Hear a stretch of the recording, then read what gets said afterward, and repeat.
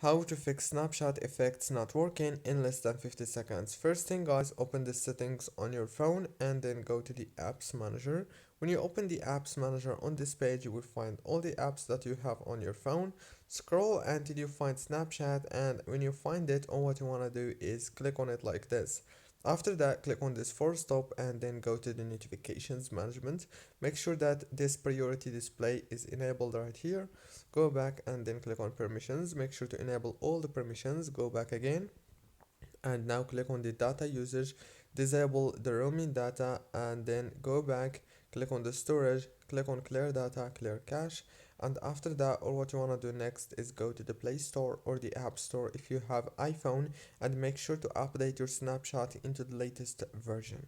Don't forget to like and subscribe, and thank you so much for watching this video until the very end. See you later. Thank you so much.